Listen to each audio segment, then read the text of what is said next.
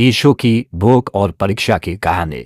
दोस्तों, हम लोग इस वीडियो में सीखेंगे कि शैतान मनुष्य को जीवन में कब कैसे प्रवेश करता है, कब उसको छू सकता है और कौन से रास्ते से शैतान जीवन में आता है। दोस्तों, ये वीडियो लूका 4 अध्याय और ईशु की भूख और परीक्षा के ऊपर आधारित है।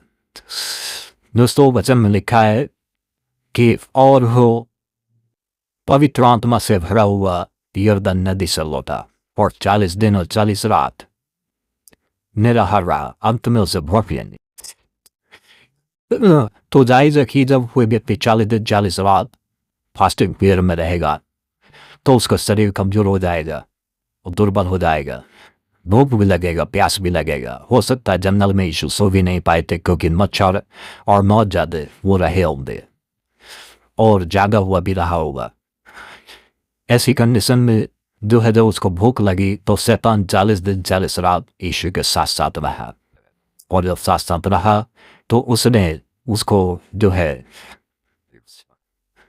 देखा कि अब उसको भूख लग रही है। उन 40 दिनों में और 40 रात में शैतान को कोई अवसर मौका नहीं मिला कि यीशु को किस प्रकार परीक्षा की जाए, लेकिन अब जो है उसको एक मौका मिल गया कि उसको भूख लग रही है और इसी रास्ते से वो यीशु के पास आया और बोलने लगा कि यदि तू परमेश्वर का पुत्र है तो कह दे कि ये पत्थर रोटियां बन जाए। पर यीशु ने कहा कि मनुष्य केवल रोटी ही से नहीं परंतु हर एक वचन जो परमेश्वर के मुख से निकलता है जीवित रहेगा। दोस्तों, इस जगह पे शैतान कब यीशु के पास आया? जब यीशु को भूख लगी, जब उसको कोई जो है निर्बलता दुर्बलता हुई, अर्थात उसके शरीर में कुछ कमी हुई।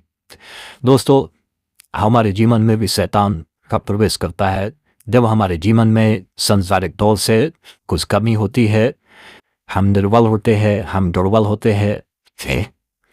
दोस्तों, जब हमारे जीवन में कोई पाप होता है, कोई बुराई होता है, तब शैतान को मौका मिलता है हमारे जीवन में आने का। यीशु के जीवन में कोई पाप और कोई उसके जीवन बुराई नहीं थी, लेकिन फिर भी शैतान सिर्फ इसीलिए कि उसको भूख लग रही है उसके पास आया। अब सोचिए, एक छोटी सी चीज के लिए शैतान उसके पास आ गया क्योंकि वो परमेश्वर का कार्य करने के लिए जा रहा था और वो हजारों आत्माओं को बचाने के लिए जा रहा था, जगत का उद्धार जो है करने के लिए जा रहा था। दोस्तों, आप भी एक मसीह है और परमेश्वर पर विश्वास करते हैं। दोस्तों, शैतान नहीं चाहता कि आदमी परमेश्वर के साथ चले और इस प्रकार से शैतान ने उसकी बार बार परीक्षा की। दोस्तों, ये वीडियो हमको सिखाता है ये कि हमारा जीवन कैसा होना चाहिए। जब शैतान ने यीशु की परीक्षा की तो शैतान कैसे बची? दोस्तों, जब शैतान ने कहा कह दे पत्थर रोटियां बन जाए तो यीशु ने परमेश्वर के वचन का जो है सहारा लिया और परमेश्वर का वचन बोला कि लिखा है कि मनुष्य केवल रोटी ही से जीवित न रहे। दोस्तों, जब आपके जीवन में परीक्षा आए तो परमेश्वर के वचन को जो है ना भूले, क्योंकि परमेश्वर के वचन के आधार पर ही हम बाहर आ सकते हैं। और परमेश्वर का वचन 2 धारी तलवार है, ये आत्मा की तलवार है जो हमको शैतान से लड़ने में मदद करता है। और यदि किसी प्रकार का हथियार नहीं है तो वो किस चीज से लड़ाई करेगा? क्योंकि हमारा जो लड़ाई का हथियार है वो अध्याय आत्मिक का, संसारिक नहीं है। दोस्तों, तो जब देखा शैतान ने कि जो है उसका ये वार कर दिया, फिर वो यीशु को बहुत ऊंचे कमरे पर ले गया, है ना, और उसने वहां लाकर कहा यदि तू परमेश्वर का पुत्र है तो यहाँ से गिरा दे।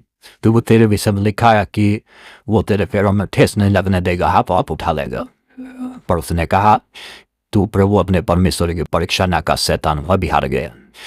फिर शैतान ने यीशु को अपने जो है बोलने लगा कि तू मुझे गिर के प्रणाम कर तो ये सारा राज्य में तो ये दे दूंगा। पर यीशु ने कहा तू प्रभु अपने परमेश्वर को ही प्रणाम कर, वचन में ऐसा लिखा है। दोस्तों, और शैतान हार गया। तो वो परमेश्वर का वचन का काट उसके पास नहीं है और आपका जीवन में कैसे और कब और क्यों शैतान आता है ये इस वीडियो में हम लोगों ने सीखा। दोस्तों, आज की वीडियो में इतना ही। हमारे साथ जुड़ने के लिए बहुत धन्यवाद।